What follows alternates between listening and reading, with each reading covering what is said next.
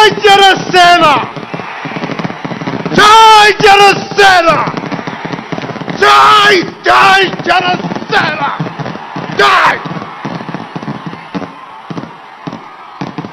వెళ్లే దారంతా గోతులు, గుంతలు, లోయలు, అగాధాలు ఉన్నా,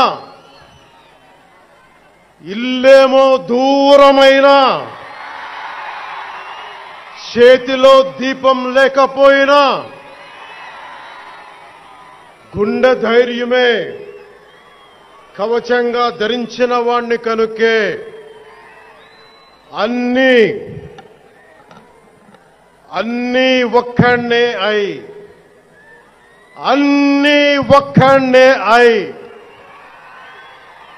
2014లో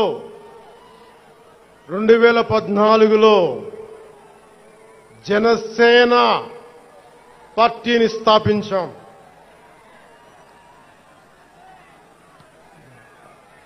భావ తీవ్రత ఉంది గనుకే 2018లో పోరాట యాత్ర చేశాం. ఓటమి భయం లేదు కాబట్టే 2019లో పోటీ చేశాం. ఓడినా అడుగు ముందుకే వేశాం. మనం నిలబడ్డాం, పార్టీని నిలబెట్టాం. మనం నిలదొక్కుకున్నాం. మనం నిలదొక్కుకోవటమే కాకుండా 4 దశాబ్దాల టీడీపీ పార్టీని కూడా నిలబెట్టాం.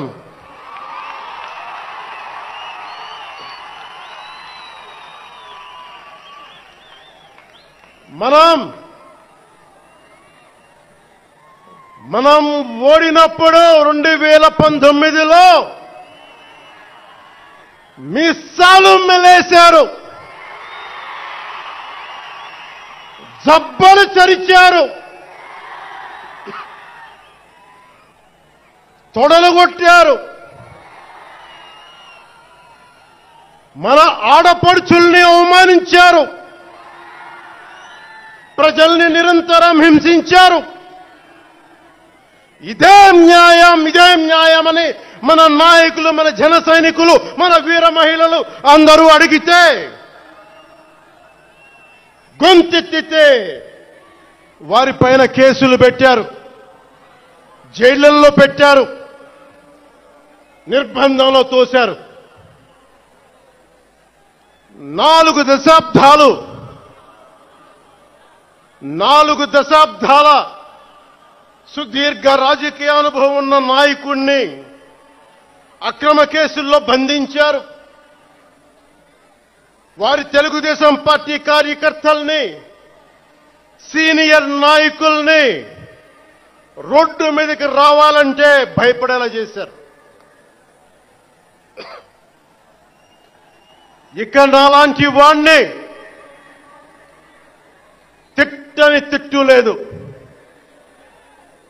పాల్ చేయని అవమానం లేదు, చేయని కుట్ర లేదు, వేయని కుతంత్రం లేదు.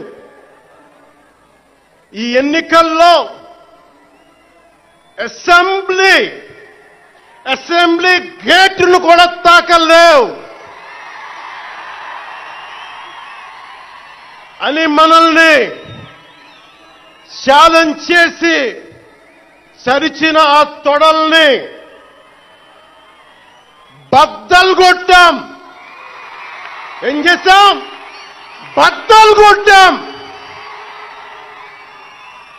బద్దలు కొట్టి ఆంధ్రప్రదేశ్ అసెంబ్లీలో 21 మంది ఎమ్మెల్యేలతోటి, పార్లమెంటులో 2 ఎంపీలతోటి అడుగు పెట్టాం.